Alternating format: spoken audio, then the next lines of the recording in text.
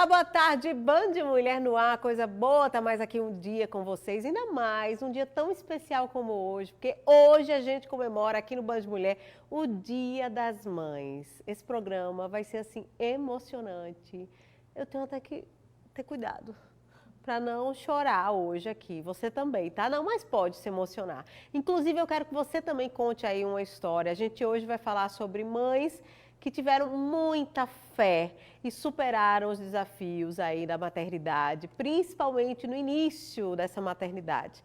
Então, a gente está aqui com o nosso WhatsApp, você pode mandar sua mensagem, você pode fazer sua pergunta e contar a sua história também, tá? 99196-233, esse é o nosso WhatsApp, 99196-233. Eu quero saber aí sua história de superação como mãe, porque mãe tem um negócio, né? Mãe tem uma força diferente. Tem sei lá, uma fé diferente. E a mãe, ela determina muito o que o filho vai ter, viu, gente? Esse negócio de ficar assim, esse menino só dá trabalho, esse menina não sei o que, não sei o que. Vamos parar, porque, ó, palavra de mãe tem poder, viu? E a gente tem que dizer sempre coisas muito boas para os nossos filhos. Então, eu apresento aqui a vocês essas duas maravilhosas histórias também de superação. Adel Cavalcante, ela é vendedora. Boa tarde para você. Boa tarde, obrigada pela oportunidade de contar Obrigada por você estar aqui com a gente. E Flávia Freire, minha amiga assim de quantos anos? Uns 20. Não revela a idade. É, jornalista também, né? Boa tarde para você. Obrigada, Flavinha. Boa tarde, Ju. É uma honra contar essa história e poder ajudar outras mães que estão passando ou que vão passar por esse tipo de coisa e mostrar que não é sentença de morte, que a luta é válida, vale muito a pena. A gente é muito feliz depois que consegue ultrapassar os obstáculos impostos, né? Assim, nesse iniciozinho e às vezes também no meio da maternidade. Então é o seguinte, eu vou explicar para vocês um pouquinho a história aqui das duas, né? Até porque a gente tem o tempo curto, então a gente já vai adiantando. A Del sempre quis ser mãe, né? Verdade, Isso, Del. verdade. E aí teve a primeira gestação. Perdi, teve a segunda, perdi, e aí veio o Gabriel. Porém, veio muito antes do tempo. Veio quantos meses? 5 meses. 5 meses de gestação. Isso, 805 gramas Cabia na palma da mão. na palma da mão. Era o menor da UTI na época, inclusive. E nós fomos separados na UTI, porque eu também fiquei com um estado de saúde muito grave, e meu esposo é quem trazia as notícias dele. O que você tinha? Eu tive pré-eclâmpsia. Ah, entendi. E aí, eu lembro que meu marido chegou e disse para mim que eu tivesse muita calma, porque seria, no mínimo, só de UTI 4 meses. Sim. E naquele momento, eu usei a minha autoridade, a minha fé, e eu disse que eu não passava 2 meses dentro daquele hospital. E eu passei 58 dias, para a glória de Deus. Amém, que arrepiei, coisa eu linda. terminei. Também me arrepiei. É essa história que a gente está falando aqui, da fé da mãe, né? Olha, aí a gente está vendo as fotos da Del, né? Na UTI ainda lá com o Gabriel. Gabriel hoje está todo forte. Tem quantos anos? Gabriel vai hoje? fazer 3 anos agora, ele é 10 de julho. 3 Sua aninhos. preciosidade, né? Eu costumo dizer que o meu maior sonho se tornou o meu maior milagre. Ai, que lindo. Mas muito assim, a lindo. fé ela foi fundamental. A Bíblia diz que sem fé é impossível agradar a Deus. E eu louvo a Deus por eu ter tido forças, Ele ter me sustentado, porque eu não achava que eu seria capaz de vencer algo tão forte. E teve um momento que, assim, ele não nasceu com problemas de saúde. Foi só a questão do tempo que foi muito acelerado. maturidade, Isso, né? a questão de tinha que amadurecer, ganhar peso e tal. Era muito magro, muito magro. E eu lembro que meu marido disse que ele era o menor da UTI. E quando eu passei a ter contato com ele, todos os dias eu colocava a minha mão sobre ele e eu fazia: Deus, assim como tu fizeste naquele vale de ossos secos, que desse carne àqueles ossos, da carne ao meu filho, tirei ele desse lugar.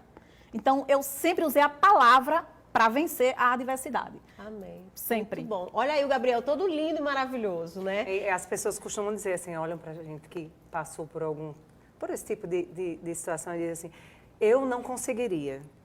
Mas eu vou lhe dizer uma coisa, toda mãe que é mãe de verdade consegue qualquer uma dessas coisas. Consegue passar pelo que eu passei, pelo que o Del passou, pelo que milhares de mães passam todos os anos nas UTIs, seja UTI cardiológica, seja UTI neonatal. É uma luta diária e a gente aprende demais, demais, demais com essas mães. Pois é. Agora a história da Flávia, né? Esse é o filhinho da Flávia. Esse aí ele já com 5 meses. Coisa mais Isso aí foi linda. logo quando ele subiu do bloco cirúrgico. dormindo. Essa foi a primeira cirurgia? Não, essa foi a segunda cirurgia. A primeira cirurgia ele tinha 2 dias, aí ele tinha 3 dias. Olha, doutor Madson Doutor Vidal, Madson que é Vidal, o isso aí foi presidente quando ele recebeu a alta. Aí foi quando ele acordou da cirurgia, da segunda cirurgia. Então vamos começar do começo aqui da história de Flávia, né? Flávia, esse é o primeiro filho, tá? Dela, esse é o Luca, maravilhoso. E aí, me conte, sua gestação foi tudo ok? Tudo ok, ele nasceu a termo, na verdade nasceu com 41 dias, 41 semanas e 6 dias. Sim. Né? Assim, por ele eu acho que ele ficava uns 10 meses lá dentro, estava muito tranquilo. Não descobri nada da cardiopatia dele, né? Trocando em miúdos, né, para que todos entendam, só metade do coração dele funciona, só o lado esquerdo do coração dele funciona. Até hoje? Até hoje. Sim. Né? As cirurgias que a gente faz são cirurgias de compensação. Ele, ao contrário de outras cardiopatias que corrigem o coração e a criança passa a ter um coração normal, a dele não. A dele ele tem compensações que fazem com que ele tenha uma vida normal, ou quase normal.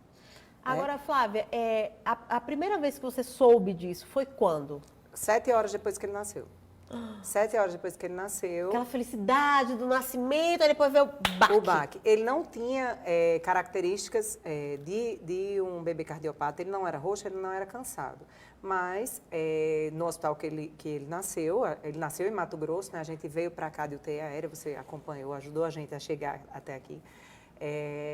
Eles fizeram um teste do coraçãozinho, que é o teste de oximetria. É só colocar o oxímetro no dedo da mão e no dedo do pé e ver a diferença de saturação do oxigênio, que salva muita vida, salvou a dele. Sim. Se ele não tivesse feito isso, ele teria morrido. Olha né? só.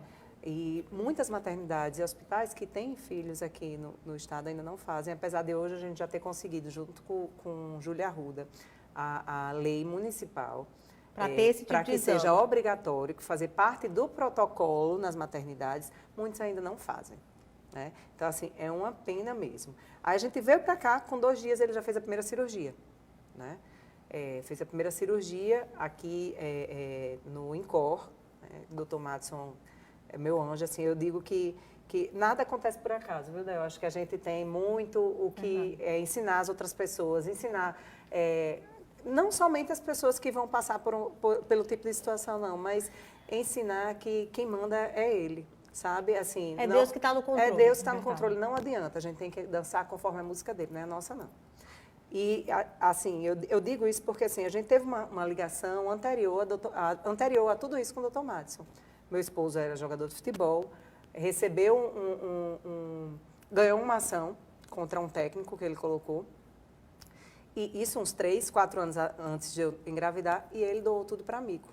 Então, aquilo ali ficou marcado de alguma maneira, o doutor Madson sempre gostou muito de futebol. Então, Isso antes? Antes, 4 anos antes. Então, quando a gente estava louca atrás de um hospital, eu não lembrava que Natal tinha fazer cirurgia cardíaca. Eu estava tão enlouquecida, eu tinha acabado de parir, uma cirurgia, né? Ainda estava sob o efeito da anestesia. Então, fiquei enlouquecida. E a médica ligou aqui para Natal e quem atendeu foi ele. E não tinha espaço aqui para atender, mas ele montou um leito e recebeu a gente. Olha só. Então, aí tem assim, os anjos também que a gente encontra nesses Não, eu só tenho um né? anjo na minha vida. Então, assim, eu acho que o que aconteceu comigo e, assim, as lutas que a gente ainda vai ter, ele vai fazer uma cirurgia nos próximos dias, assim, no próximo mês. A gente está organizando isso, a gente está fazendo exames pré-operatórios já. Qual é a cirurgia? É a terceira cirurgia. Terceira cirurgia. Terceira cirurgia e, se Deus quiser, a última. Uma pergunta para vocês aqui. Eu tenho filha, né? E a coisa mais enlouquecedora que eu penso assim é ficar sem minha filha. Né? Eu digo assim, meu Deus, ai Senhor, tomara que eu morra antes dela, porque eu não tenho condição de Que é o fazer ciclo isso, da vida, que né? é o ciclo da vida. Vocês tiverem esse medo de perder, era o pior da situação? Essa coisa de ficar sem o filho de vocês? Até hoje. No meu caso, no tempo que Gabriel estava na UTI, ele sempre estava estável. E, de repente, do nada, a médica me chama, doutora Ilka, eu tive, no caso, ele no Santa Catarina. No Santa Catarina era o último lugar que eu queria ir. Mas foi para lá que Deus me levou para poder me dar a vitória. Por quê? Porque Deus ele não precisa de circunstâncias favoráveis. Ele é quem controla todas as coisas. E Como essa foi diz Flávia, né? Isso. E quando eu cheguei lá, estava em greve, era um maqueiro para todo o hospital. Então, aonde eu vou, eu falo muito bem de Santa Catarina, da equipe do Santa Catarina. Não tenho o que reclamar de lá, porque eu fui super bem tratada e, para mim, foi lá que Deus me deu vitória. Então, lá eu vou ser sempre ter a memória de que foi um lugar Sempre grata, bênção né? para a minha vida. Isso, então assim, teve um momento que a doutora Ailka me chamou e ela deu a sentença do meu filho. Ela disse, olha, seu filho hoje está com uma bactéria não identificada muito forte, um sangramento no pulmão e uma anemia muito forte. E a gente não tem mais o que fazer, vamos agora tentar um tratamento de antibióticos para ver o que acontece. E eu lembro que eu dei as costas para ela, fui num cantinho atrás da UTI, que era onde a gente todo sábado se reunia com as mães para orar. E eu lembro que a única coisa que eu falei para Deus foi, Deus, eu não aceito ser envergonhada. Foi o que eu falei para Deus. Foi o que veio A na sua minha cabeça. irmã falou, Del, não vai chorar. Mas não tem como a gente não se emocionar. E eu lembro que eu chorei muito. Eu falei essa frase e eu chorei muito. E eu voltei para a UTI e eu sentei do lado da incubadora do meu filho e eu falei assim, Deus, hoje eu não vou dormir. Porque eu me hospedei dentro da maternidade e eu disse, eu só saio dali com o meu filho. Eu não fui um dia sequer dormir em casa. E eu já tive alta. Mas eu resolvi ficar ali. E eu lembro que eu disse, Deus, hoje eu não vou dormir, eu vou ficar aqui velando o meu filho, porque eu não sei o que pode acontecer. E eu ouvi claramente a voz de Deus dizendo, Del, vá dormir, porque eu estou no controle. E eu obedeci a voz de Deus. Eu estou acordado, né? Exatamente, ele não dorme. E fui dormir. não No dia dorme. seguinte, a bactéria desapareceu, o sangue estancou e a anemia estabilizou e sai de lá feliz demais. Gente, eu queria passar a tarde toda aqui conversando com vocês, mas infelizmente o programa é muito curto. Alô, Carlinhos, meu superintendente. Obrigada, Del. Obrigada, Flávia. Eu que agradeço. Eu agradeço a vocês por essa história e eu quero parabenizar vocês aqui. Eles têm muita, muita sorte de ter vocês como mães. Flávia eu conheço há mais tempo do que Del e eu sei o quanto isso mudou a vida dela, né? O quanto essa experiência mudou a vida dela e vai continuar mudando, e isso com certeza serviu para você transformar outras vidas também, como já tem feito. Eu costumo dizer que, na verdade, o coração de Julinho veio especial para mudar outros corações, a começar pelo meu. É verdade. Quero agradecer demais, a gente está com o tempo aqui estourado, vão cortar a gente. Então, um beijo no coração, um feliz Dia das Mães a todas as mães aí, viu, gente? Um beijo, tomara que essas histórias aí inspirem você a melhorar cada vez mais. A gente volta na segunda-feira, ainda com mais homenagens à mãe, por que não, né? Beijo, tchau, tchau.